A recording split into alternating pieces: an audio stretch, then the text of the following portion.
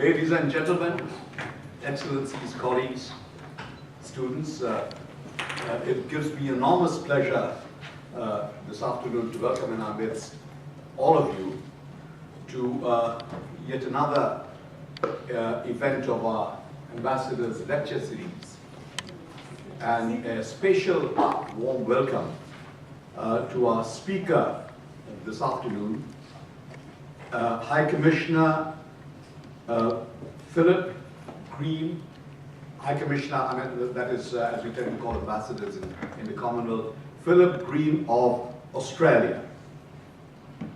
If you took a look at Philip's CV, you would see that his credentials are impeccable. I mean, not a surprise that the President didn't wait a second to accept it. You see, credentials are impeccable. He's a career, well, he's been High Commissioner already, Ambassador to South Africa and Kenya, and a career Foreign Service Officer. He has been Chef de Cabinet to Kevin Rudd when Rudd was Foreign Minister, and thereafter continued to be with him in his private office as Prime Minister. In spite of being a career officer, he obviously had a role in terms of informal overlay in policy making in Canberra, which is evident from the posts he held in proximity to senior policy makers. In South Asia, in the South Asian subcontinent, Australia evokes very strong sentiments. There are the bonds that bind them, I mean, through three C's, let's say, the Commonwealth, culture, and cricket. During the Raj, as I was talking to some colleagues this afternoon, we also had common colonial administrators. For instance, Richard Casey was governor in Bengal during a very important period, during the Second World War, a turbulent period in Bengal's history. And thereafter, as many of you know, he went on to become Governor General of Australia. This relationship, of course, has continued to contemporary times. Those of us who are students of international relations would fondly recall the father of what is generally called the English school of IR, Hedley Bull, who was an Australian and was at the Australian National University. Today, we also follow the strategic debate, say between Hugh White and Paul Dibb, the Australian white paper, defense white paper, the ideas about Pacific community that emanated from Australia. And all these are outcome in many ways of Australia's tyranny of distance and apprehensions of proximity, a combination of both these elements. Distance from what was once the mother country and the proximity to the region that it has now begun to interact with. And to this region, Australia is not just the plucky Britain down under. It's very much an actor in contemporary politics in our region. Am I going to get a right for You are a very key actor. Relations with China, you deal with all this in your talk, I hope. India, China, and the region around it. Many of us have visited Australia, and what strikes one when one goes to Australia is the intense egalitarian pluralist democracy of Australia. I mean, you chop off the tall poppy in Australia. There are no statues to Don Bradman or Ivan Goolagong or Rod Laver. Yeah. And, I mean, no heroes and hero worship. not like we have known, not just in Anglo-Saxon culture, but in all our cultures as well. Now, how does Australia look at its own immediate environment? How does Australia look at the Indian Ocean? And we will let Philip speak to these and any other issues that he would care to, and we look forward to hearing him. Thank you, Philip. Thank you for being with us and for each of us. Well, thank you very much, Dr. Chowdhury, for that overly kind introduction. Let me start this way, ladies and gentlemen.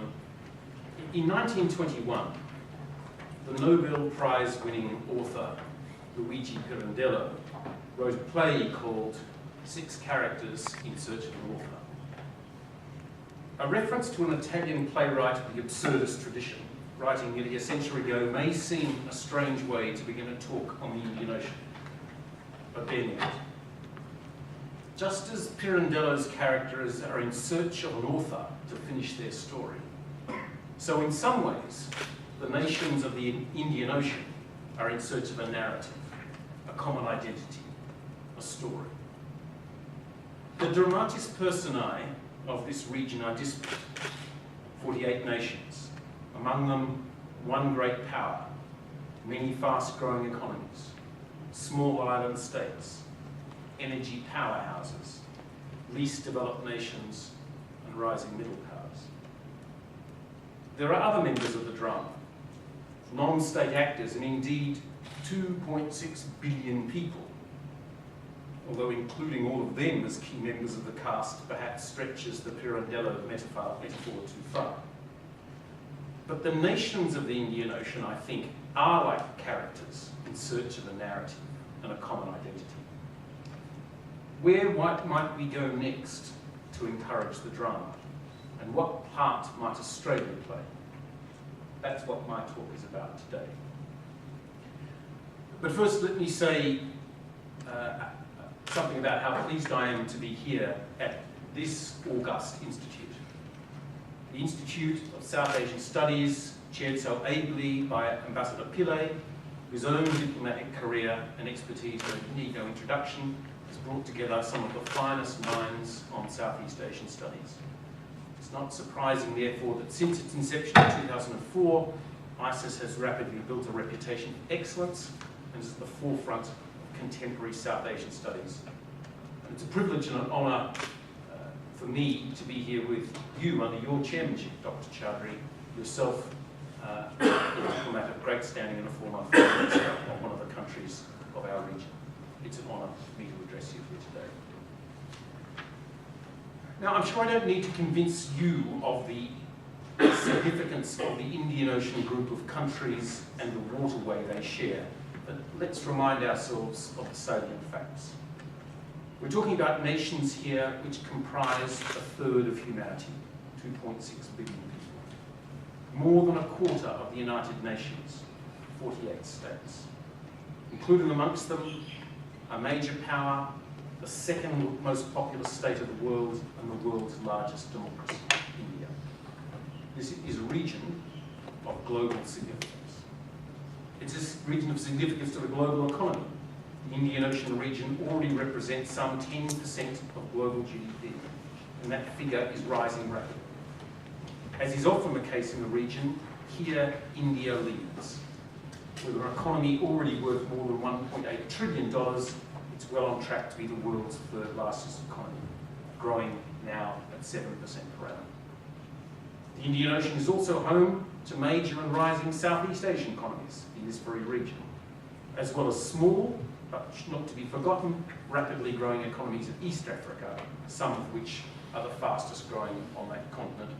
Indeed, I understand that this year the economy of Mozambique is expected to be amongst the 10 fastest growing economies globally.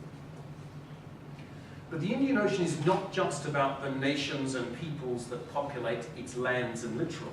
It is, after all, a waterway, and a vital waterway at that. The Indian Ocean is home to some of the world's most strategic sea routes. Around 2/3 of the world's seaborne trade in oil transits the ocean. Half of the world's container vessels and 1/3 of the world's bulk cargo are carried across its waters.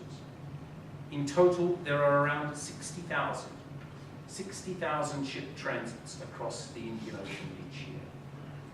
It's also a region of strategic importance, especially as we look towards a resource-constrained future. It's a region with strategic reserves of natural resources. Over half the world's crude oil, 40% of its natural gas, and a fifth of global coal reserves.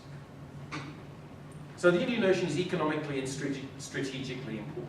And we in Australia judge its importance will only continue to grow.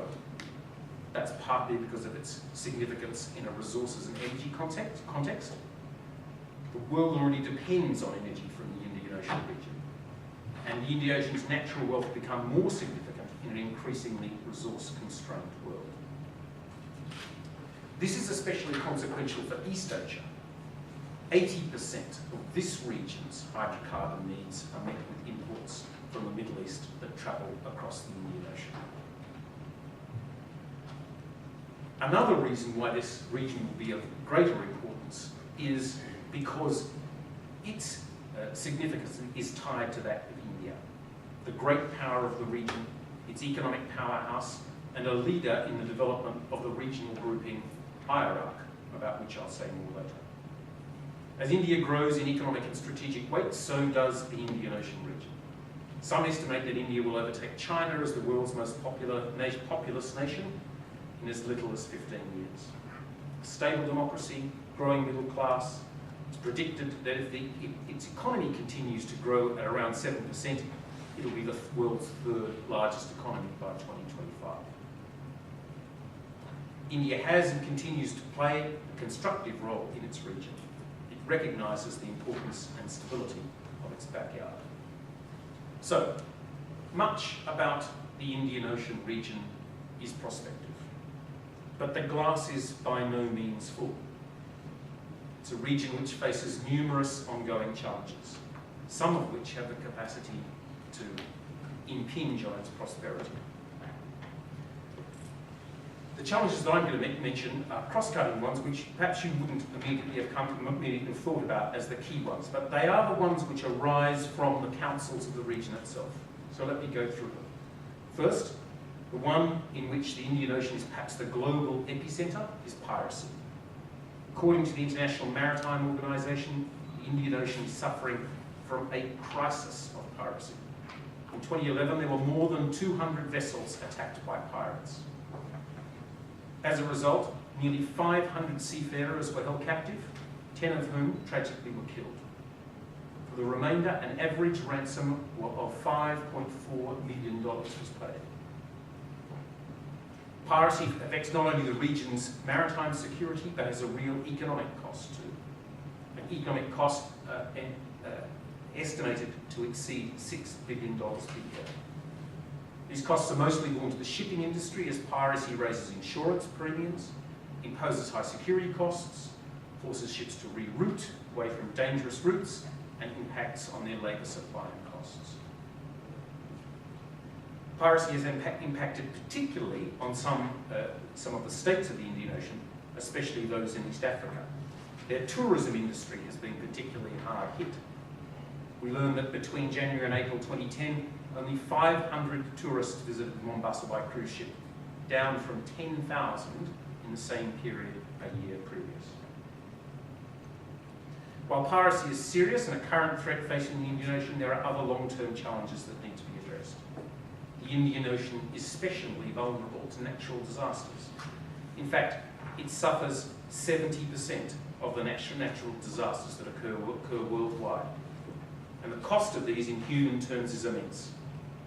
We all recall the tragedy of the 2004 Indian Ocean earthquake and tsunami, which claimed the lives of 275,000 people and was estimated to have an economic impact of over $9 billion. As the globe continues to warm, sea levels rise, weather patterns become increasingly unpredictable, the risk from natural disasters will increase. And extreme climate events, such as the devastating drought in the Horn of Africa and the floods of South Asia, indeed in my own country, will become more common.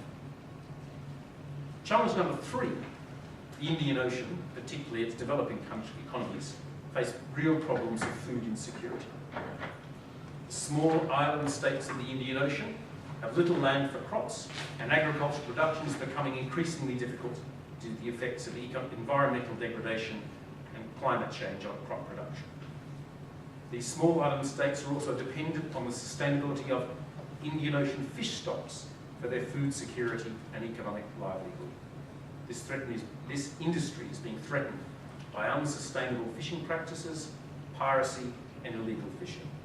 In fact, 11 of the main fish stocks found in the Indian Ocean and monitored by the FAO are described as either overexploited or fully exploited. And as many of these small states lack the resources to control their waters, they are vulnerable to illegal fishing, an ongoing threat to the sustainability of their nation. Fourth, the Indian Ocean faces a challenge of asymmetric development and lack of capacity in some of the developing countries in the region. While it is home to some strong and stable economies like the Gulf states, Singapore and Australia, it's also home to some of the poorest countries in the world. Somalia, for instance, has a GDP of no more than $600 per capita, one of the lowest in the world. One of the lowest, it has the third highest infant mortality rate globally and a life expectancy of just over 50 years, the seventh lowest globally. And while trade and investment is central to countries rising out of poverty, the disparity of economic wealth in the Indian Ocean makes regional economic integration difficult to promote. In addition to these current challenges, the Indian Ocean also faces a possible future challenge of great power competition. India is already a major player. The United Kingdom, France, the United States have established stakes in the region. China all have vested interest in the Indian Ocean region. Academics such as Robert Kaplan have predicted the Indian Ocean will be the centre of great power competition for the 21st century. Indeed, he has written the Indian Ocean will be centre stage this century. While we think such competition is currently beyond the horizon, the possibility that it could become a reality in our region provides yet another reason to consider how we plan for the future. So how does Australia fit into this mix? First, Geography 101 tells us that Australia is an Indian Ocean nation as much as it is a Pacific nation. But it's fair to say that the Indian Ocean sentiment in Australia, if you may call it that, has not always been as strong as the Pacific Ocean sentiment. For most of the last 200 years, Australia's economic and political geography has mostly looked east. It was the eastern seaboard where our major population centres were and are. It was the eastern seaboard where our key economic activities were. Via the Pacific War and the key strategic developments of our lifetimes, much of the focus was on our Pacific coast and the northern approaches to our nation. Of course, the good people of the state of Western Australia were always there to remind us of our Indian Ocean interests. Amongst them, some of the most respected figures in Australian foreign and defence policy. Kim Beazley, more recently Stephen Smith, recently our foreign minister. But these voices have come to be more carefully listened to in recent years. More recent developments have helped focus Australia more on our Indian Ocean interests. The rise of India, our new, deeper relations with Africa, much of which has a mining and resource character. And the economic geography of Australia itself is moving west. Consider this. The Western Australian mining industry now contributes half of Australia's merchandise exports. For every dollar Australia earns in exports, 50 cents comes from minerals from our western state. Western Australia produces 87% of Australia's liquid natural gas and 78% of our crude oil. And its mining industry is now worth more than $100 billion in exports per annum. That's not to say that Australia has been uninterested in the Indian Ocean for the longest time. Australia was, after all, at the forefront of the creation of the Indian Ocean Rim Association for Regional Cooperation, IRAC, in 1997, which was the brainchild of our then Foreign Minister Gareth Evans, and which remains the principal institution for regional cooperation. So we have been long invested in the Indian Ocean region. But it is also fair to say that Australia's interest in the region has gone through a renaissance in recent years. And we are now backing this with real support. As part of a larger development commitment across the board, Australia gives over $800 million in support to Indian Ocean countries per year. And that figure is big, but it doesn't include the funding that we have committed to support the agenda of the IRAC itself. In recent announcements, Australia has supported new projects in IRAC on climate change, food security, maritime security, fisheries conservation, and adaptation. We are currently Vice Chair of the IRAC body, our second year as that, during which time we have worked closely with India to strengthen the organisation's agenda and future. And in the last quarter of this year, we will take over as Chair for a 2-year term, which we aim, again working closely with our predecessor India, to revitalise this organisation. Let's take a closer look at IRAC. It's a terrible name, of course, and I hear it's about to change. It will soon be no longer IRAC, but IORA, the Indian Ocean Regional Association. It was formed in 1997. It has 20 members, drawn from the littoral and island states of the Indian Ocean. 6 other nations, China, France, UK, Japan, Egypt, and most recently the United States, act as observers. Its peak decision-making body is its Council of Ministers. That meets annually, though having myself been to some of their meetings, I must say there are many such meetings where many of its members are not always represented by ministers. It has a secretariat based in Mauritius, staffed by a Secretary General and only 2 directors. Beyond that, its staff comprises only some locally engaged support. It has 2 active working groups, a working group on trade and investment, and a working group of heads of mission and ambassadors. That is based in Pretoria, and in my last job as Australia's High Commissioner to South Africa, I served on that working group. Its main institutions are the Indian Ocean Rim Business Forum and the Committee of Senior Officials and the Indian Ocean Rim Academic Group. IRAC is not, of course, the only body in which regional cooperation in the Indian Ocean takes place. Much of the more technical and specific Indian Ocean regional cooperation takes place in forums such as the Indian Ocean Tuna Commission, and a naval dialogue occurs through the Indian Ocean Naval Symposium. Overall, the picture of IRAC, I think it's not unfair to say, is a body that is small, not well resourced, and modest in terms of agenda and attendance. The contrast in the level of development of the Indian Ocean's institutions with that we are aware of from the Pacific is of course stark. No heads of government meetings, as occurs in the Pacific Islands Forum, the East Asia Summit, or OPEC. No free trade area and no plans for it. No security forum or mandate like that of the Asian Regional Forum. That shouldn't surprise us very much. The Indian Ocean's institutions are reasonably new, its states are disparate, doesn't yet have a sense of regional identity.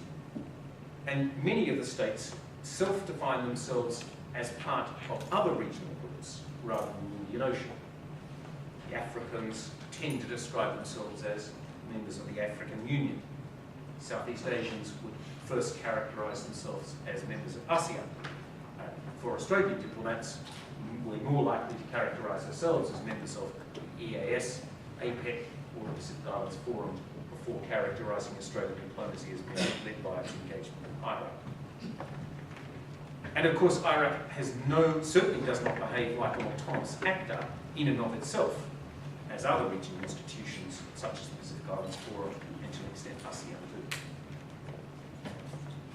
Perhaps the greatest difference between the Indian Ocean region and others is the lack of any kind of pan-regional identity. The asymmetric levels of development in the Indian Ocean, its disparate geographic and divergent priorities of its members present major obstacles in the pathway of region-wide agreements and shared identity. And there are extra-regional players with big economic and strategic interests in the region, players are becoming increasingly focused on the future of the ocean. The question of what role these players should play in the future development of IRAC will continue to be a subject of discussion. So where to from here? The Indian Ocean is economically and strategically important, and it's set to play a role, perhaps a central role, in the 21st century stage. Secondly, it is a region which faces long-term challenges, some of them serious, many of which will need to be addressed in order for the region to fulfill its full potential. So, we would argue that while there are complexities in the region's character, greater regional effort in the Indian Ocean region seems warranted. IRAC itself may not be perfect, it is small and under-resourced, but we believe it deserves our support and encouragement. So that is what Australia is doing. We believe that while the future level of regionalism in the Indian Ocean is uncertain, the current level is certainly insufficient. It will be the mission of our 2 years as chair of IRAC to work constructively with key partners, particularly India, but not least Singapore, to promote that. Now, there are many ways in which the actors of the Indian Ocean will choose to deal with its challenges. Some nation states will act to resolve challenges alone or in small groups. Some of the region's challenges will be met by global bodies. But the nature of the region's shared challenges, and most of them, like disaster management, piracy, and depleting fish stocks, are shared regional challenges, call for a degree of regional effort. There will be no quick wins. Achieving genuine results on a regional scale will take time and effort. But Australia will work within IRAC to build consensus on a practical work program to guide cooperation on a focused set of common challenges. And we see merit in IRAC engaging dialogue partners such as the United States, the UK, France, and China on a constructive and ongoing basis. Genuine Indian Ocean regionalism is achievable over the long term, and it needs the investment and commitment of members now to begin that process. I believe that the Indian Ocean Regional Organisation is possible, and it's necessary to maintain peace and prosperity in the region. A regional approach is the most effective way to combat the ongoing, persistent challenges facing our region, namely maritime insecurity, climate change, sustainability, and food security. In a region as diverse as the Indian Ocean, we will need to work with like-mindeds on issues that do not affect the region as a whole. For Australia, for example, Australia will continue to look to Singapore as a partner not only in our traditional sphere of cooperation in Southeast Asia, but also in the Indian Ocean. Singapore can play an important role in enhancing business-to-business cooperation and trade facilitation in the region. If the nations of the Indian Ocean are, like the characters in Pirandello's play, looking for a narrative, Australia is prepared to provide some of the story. And while, unlike in Pirandello's play, we are not an author coming to the rescue with an ending to the story, we are far from it. We're just another member of the cast. But we are committed to this drama. And over the next 2 years, we will use our time as IRAC chair to further our collective narrative.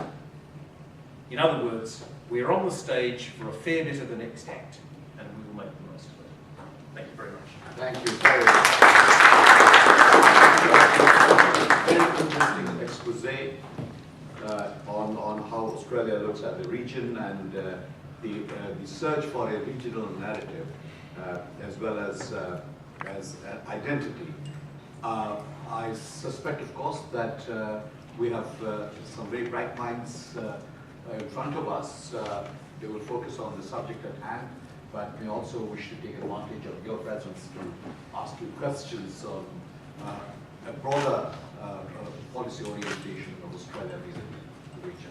As a former foreign minister of Australia once said, they can ask whatever question they want, and I'll give them whatever answer I want. Absolutely. Absolutely. Okay, the floor is open now, and I recognize, you introduce yourself. I mean, I know you all, but introduce yourself. I am Senior Policy from ICES. Thank you, Ambassador, for very enlightening comments. quick question. As you were speaking, something just came to mind. Several observers of maritime affairs, Raja Mohan just did a book launch recently. And his main point was that as the Indian and the Chinese economies grow, their navies will grow. And as their navies grow, the naval imprint will start to impinge on each other. And I think one space that will possibly impinge on each other is the Indian Ocean. My specific question is, how do you see that rapidly playing out? And what is the official Australian position on what people like someone like Rajmohan will say, as these navies grow, they impinge on each other? Thanks. Well, I'm a bit reminded of what a former defence attaché of mine, who happened to be a naval officer, once said, which was that growing militaries are not necessarily a problem for stability; they can be a bulwark for stability. I don't think there's any. I think there is an automaticity about growing Chinese and Indian maritime power. I think so far, Roland is definitely right about that question. I'm not convinced that there's an automaticity about the growing military power meaning confrontation or conflict. In fact, it's possible that that could be it could be an underpinning for stability. In fact, in some of the challenges that the Indian Ocean faces, more grey hulls rather than fewer would be a good thing, and that's certainly true when it comes to unregulated fishing or when it comes to issues like piracy. But obviously the issue is alive, and it's not completely surprising that people are taking account of this issue, and it deserves to be carefully watched. But is there any automaticity about growing naval power meaning conflict or confrontation? I don't think so. And my experience in diplomacy is that where issues like this are most being watched and engaged, the chances of them turning into major problems are less. But I certainly don't think there's any certainty about that. Okay. Yes. Thank you very much, Excellency, for a very comprehensive outlook on the Indian Ocean. There's one Australian that I particularly admire. This is in connection with the Indian Ocean ring countries. And it goes back a little way when I was very much involved in it myself. He's Professor Peter Reed, who used to be in our university for many, many years. He was also one of the promoters. The other was a Sri Lankan in Singapore, who's passed on. But he also was. And I remember two very Was it Shirley Amarasinghe? no, before that.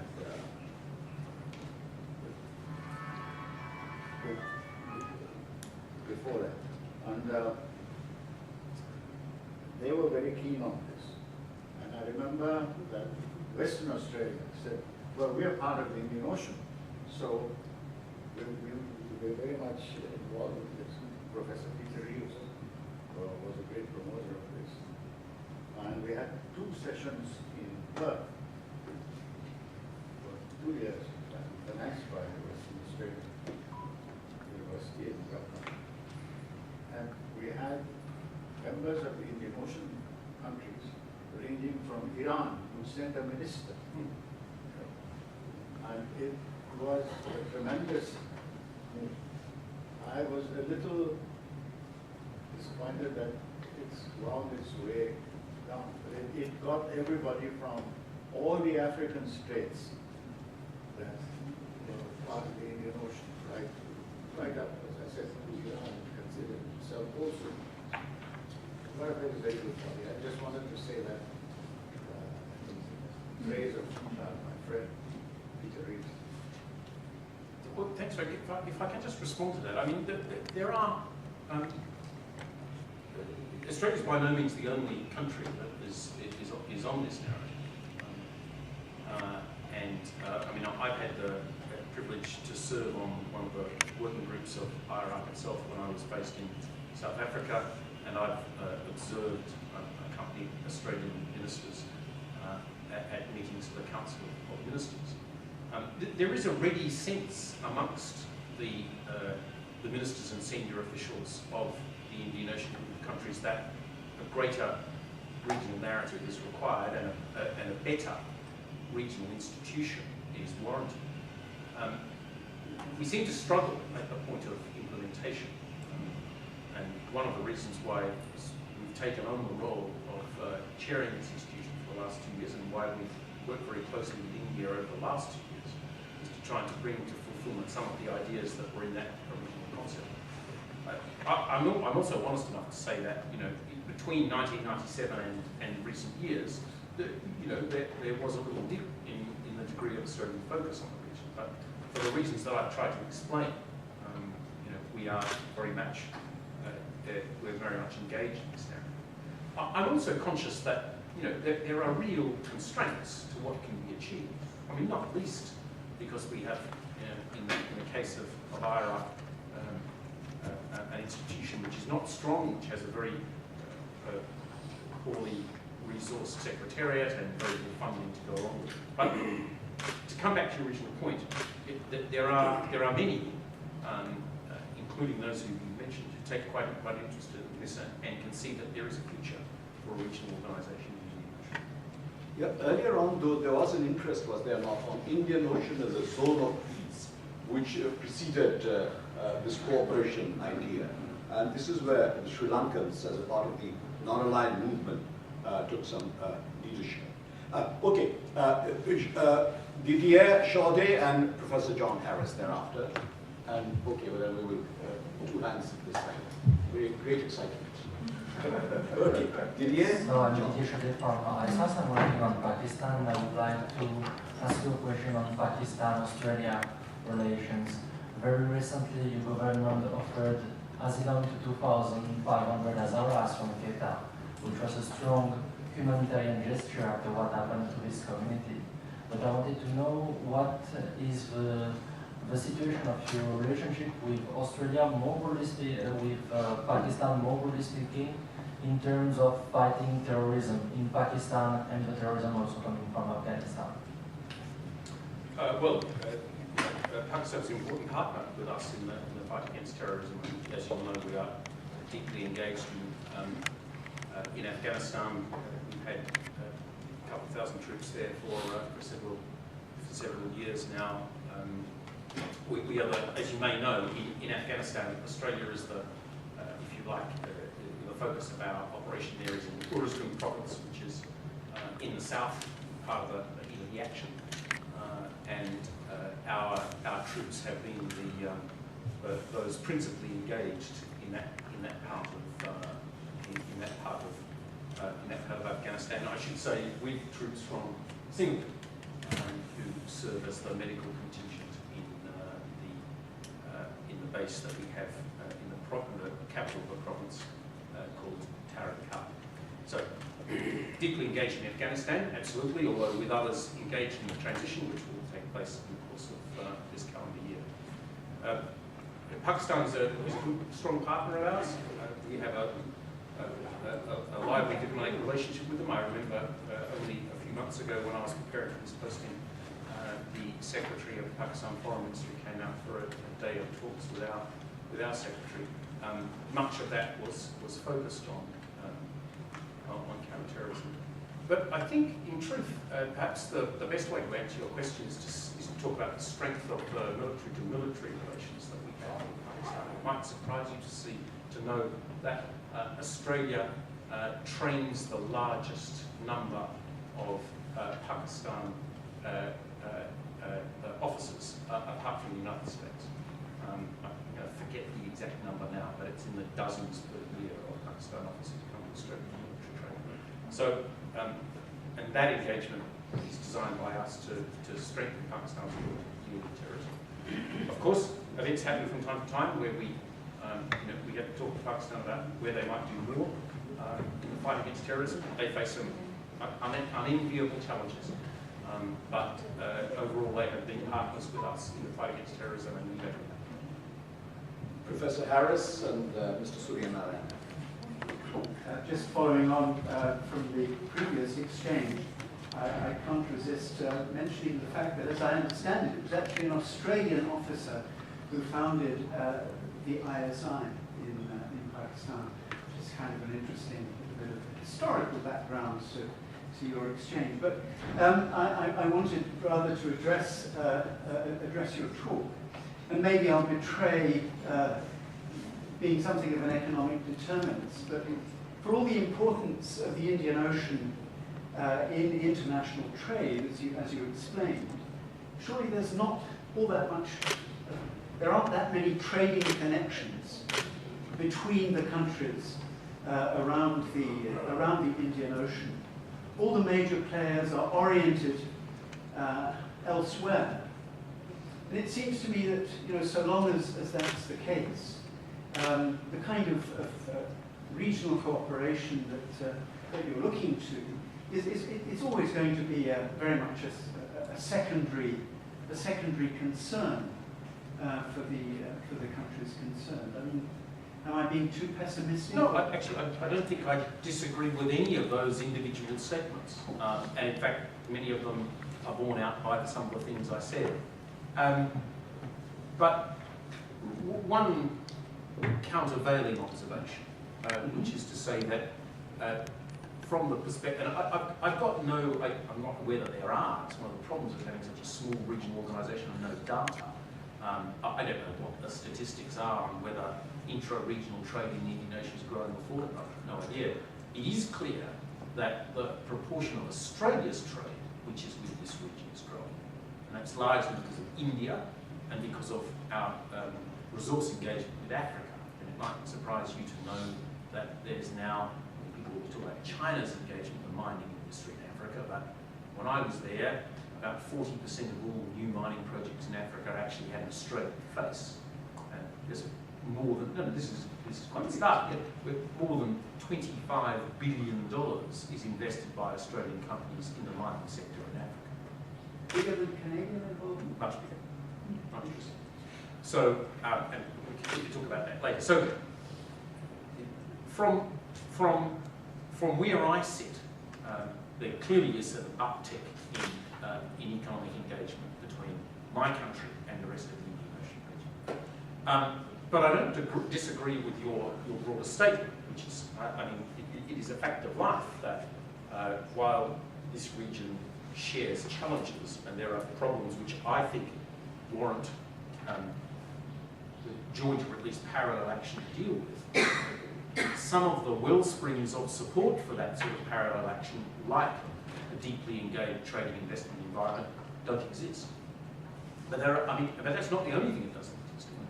We don't have a very similar set of economic circumstances around the region, from rising powers to energy heavyweights to least developed countries in on the western rim of the Indian Ocean. The group of countries that we're dealing with are very disparate. Equally, there are connections between the cultures of the Indian Ocean, but there are also many, many differences. As I tried to honestly say, I mean, most of the countries of the region would self-identify with some other bit of the world, more likely a continental bit of the world, rather than the Indian Ocean. But all that's to the con, but to the pro side, there are some quite substantial challenges which the region faces which deserve attention, and many of them can only be dealt with, I think, in a regional context. Mr. Surya from ISOS. Has it ever occurred to any of the IORA countries to constitute an Indo-Pacific subgroup or a caucus, in which case you can engage China, perhaps as a dialogue partner to begin with? And closely related to this is whatever has happened to the Asia-Pacific community idea suggested by Kevin Rudd. Are you satisfied that the expanded EAS will be the same as the proposed Asia-Pacific community? Yeah. Look, thank you very much for those thoughtful questions. Look, I think on the first, the reality is, and I'm speaking frankly here, that what IRAP needs first to do is to set about the business of improving its own dialogue amongst its existing membership. to get itself a clear and nutritious work program, and to identify how that is going to be funded and how that's going to be achieved. There are many useful things which are on the drawing board, including a fisheries unit to be based in Oman. What we need to do is to take some of those building blocks and turn them into something real. So the sort of extra-regional engagement that you talk about is certainly warranted, but the real focus needs to be internally first, and that's really what needs to go. And that's frankly where a country like Singapore would be very helpful. Practical, outcomes-oriented country, especially one which has a lot to teach the countries of this region about trade and investment, about business facilitation. So I think there's a sort of royal group there. On the Asia Pacific community, well, first of all, I need to declare an interest. I was not the international advisor to Prime Minister Rudd when the Asia Pacific community idea was launched. I was, however, his advisor when he came here and said that the most important thing about such an Asia Pacific community would be that ASEAN was at its core. I was his advisor when he took up the idea of the expansion of the EAS to include the United States and Russia as a way of constituting an Asia Pacific community. Now, that was important because it delivered the fundamental objectives of an Asia Pacific community. You go back to Kevin's original speech. The fundamental thinking is this, that here we were in the 21st century, and there was no forum that the states of the Asia Pacific had that would bring together all of the leaders of all of the key countries of the region in a forum where they could discuss all of the key issues. We had the ARF, but it doesn't meet its leaders level, and it has a very large group of countries in it, and it's focused solely on security. We had APEC, but it doesn't have a political and security focus, and because it's membership, it's difficult to discuss those issues. And India is not a member. We had prior to 2010 the EAS, which was at leaders level and could discuss all issues, including security, economic. But the United States, which is obviously a key player in this hemisphere, was not a member.